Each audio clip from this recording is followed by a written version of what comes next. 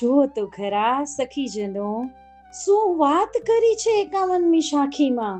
કેટલી સુંદર સાખી, એનાથી પણ સુંદર એનો ભાવ અર્થ. આંખ ભરાઈ જાય. શ્રી ગોવર્ધન નાથ કી જય. રસિક જન બહુ ના મિલે, સિંહ યુથ નહીં હોય. વિરહ બેલ જહાં તહાં નહીં, ઘટ ઘટ પ્રેમ ન હોય. રસિક જનથી જે સાખી શરૂ થઈ છે તો રસથી ભરેલી સાખી હોય. રસિક જનની વાત થઈ છે. સખીજનો, પહેલા એક વાત જોઈ લઈએ પ્રભુ કૃપાથી, કે જો ઘણા બધા લોકો બ્રહ્મ સંબંધ દીક્ષા તો લઈ લે, એમાંથી 10% વૈષ્ણવો ધર્મ પાળે, વૈષ્ણવ ધર્મ પાળે, એમાંથી 10% આચાર વિચાર પાળે, એમાંથી 10% સેવા પધરાવે પ્રભુ કૃપાથી, એમાંથી 1% ભગવદીય બને, એમાંથી 1% તાદશી બને, તાદશી જે તેના જેવા દેખાય, અને એમાંથી 1% રસિક જન મળે, કે જે શ્યામ શ્યામાની અંતરંગ ગૂઢ લીલાનું પોતાનામાં સમાવી શકે, પાન કરીને પાત્રતા અંદર પધરાવી શકે, એ બધો જ રસ અને લૌકિકમાં એનો વિચાર ન જાય, એનો બગાડ ન થાય, એવા રસિકજનો. સખીજનો, સિંહના ટોળા ના હોય, ટોળા તો ભેડ બકરી ના હોય, સિંહ યુથ નહીં હોય. સિંહ ક્યારેય ટોળામાં ન જતો હોય, એટલે ભગવદીઓને રસિકજનોને સિંહના ટોળામાં હરિરાય મહાપ્રભુ ચરણ સુંદર રીતે આવરી લે છે.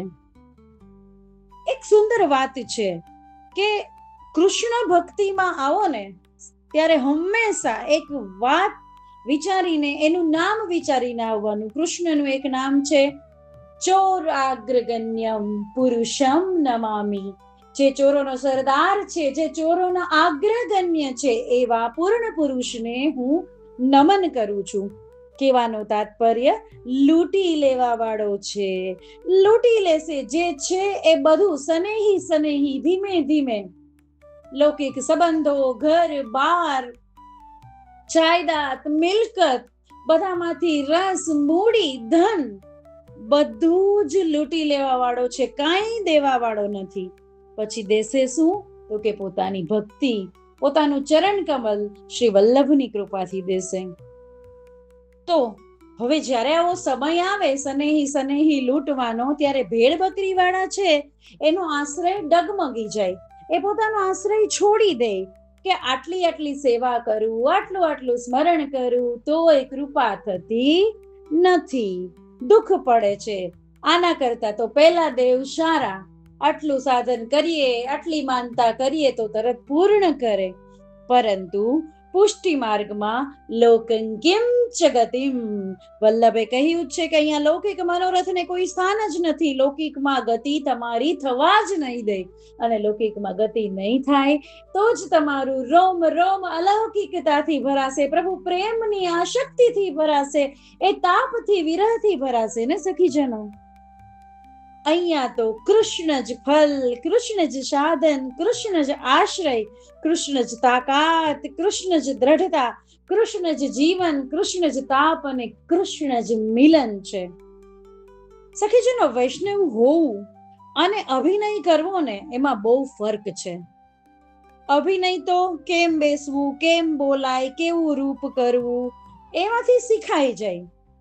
એવી રીતે ભાવ હોવો અને ભાવ હોવાનો અભિનય કરવો, એમાં પણ ફરક. પુષ્ટિ પરિવેશ પહેરીને, કંઠી ધારણ કરીને કોઈને પણ આપણે બતાવી શકીએ, પણ ભાવ હોવો અને ભાવનો અનુભવ કરવો. વારંવાર વારંવાર રિપીટ કરી જીવ પોતાના અંતર મનને પણ સખીજનો ફૂસલાવી લેશે કે આ હા મારો ભાવ કેટલો છે.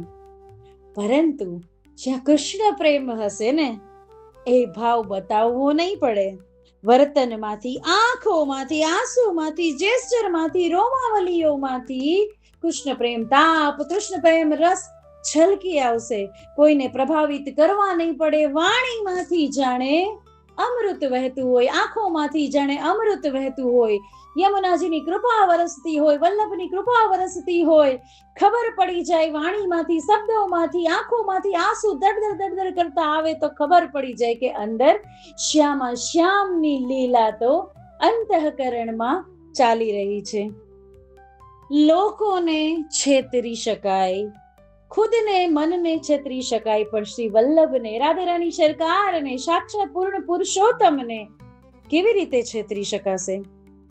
તો કે છે, રસિક જન બહુ ના મિલે, સિંહ યુથ ના હોય, વિરહ બેલ જહાં તહાં નહીં.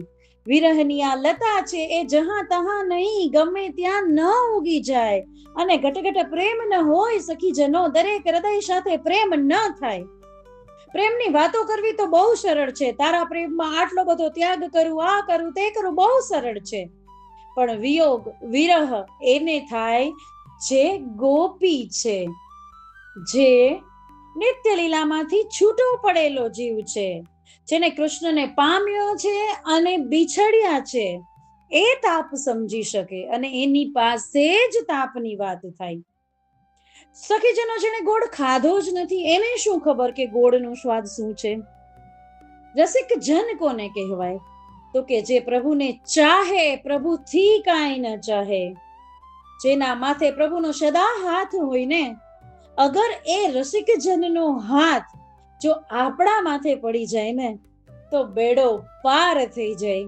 પ્રેમના છલાવા અલૌક અત્યારે ભૂતલ પર કલિયુગમાં ખૂબ મળશે, પણ સાચો પ્રેમ તો ઠાકોરજી પ્રત્યેનો પ્રેમ, કૃષ્ણ પ્રેમ, જે કરોડોમાં વિરલો જ કરી શકે.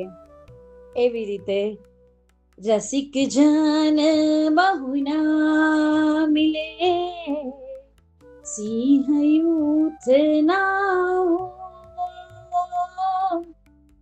વિરહ બેલ જહાં તહાં નહીં, ઘટ ઘટ પ્રેમ ન હોય, શ્રી વલ્લભ ઘટ ઘટ પ્રેમ ન હોય.